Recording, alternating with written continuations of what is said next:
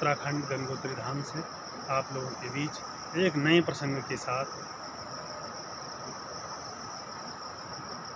एक ब्राह्मणी थी जो अत्यंत निर्धन गरीब थी और नित्य भिक्षा मांगने के लिए जाया करती थी। 5 दिन तक भिक्षा मांगते मांगते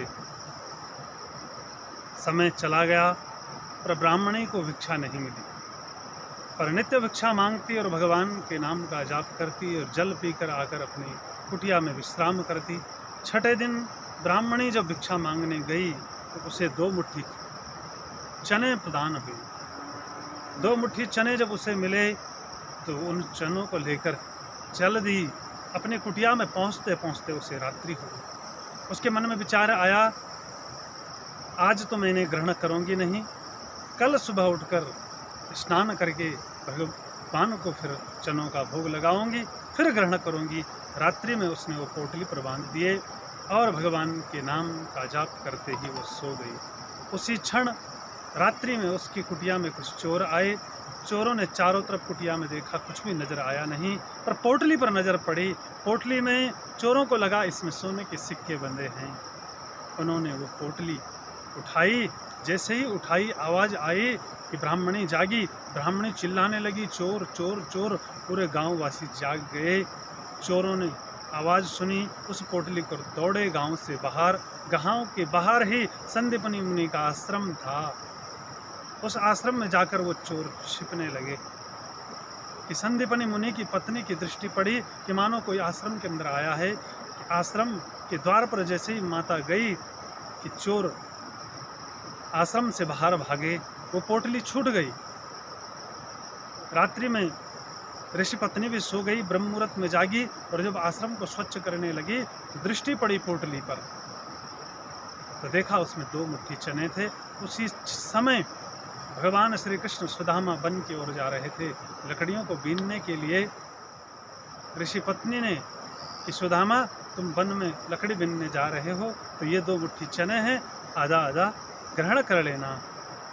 इधर महाराज, वो जो ब्राह्मणी थी जिसने भिक्षा मांगकर वो 2 मुट्ठी चने लाए थे,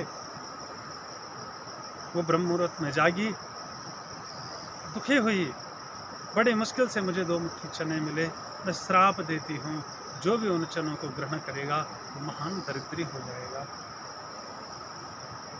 इधर गुरु माँ ने वो सुदामा को दे दिए। सुदामा वन में गए, वर्षा होने लगी। भगवान श्री कृष्ण वृक्ष के नीचे खड़े हो गए। सुदामा वृक्ष ऊपर बैठे थे। चनों का स्मरण हो आया। सुदामा जी ने चनों की पोटली जैसे ही खोली कि श्राप दिखाई देने लगा उन चनों पर, क्योंकि सुदामा जी जन्मजात ही ब्रह्मज्ञानी थे। उनको श्राप दिखाई दिया।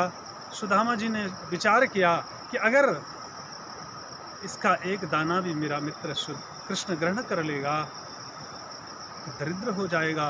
और कृष्ण कोई साधारण तो है नहीं, साक्षात जगतपति हैं,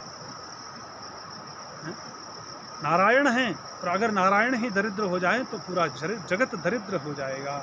इसीलिए मैं एक भी चन्नी का दाना अपने मित्र को नहीं दूंगा। सुदामा जी ने संपूर्ण चने ग्रहण कर लिए, उस श्राप संपूर्ण ले लिया। हमें भी अपने जीवन में अगर कोई बुराई आ रही हो, अपने मित्र, अपने परिवार पर,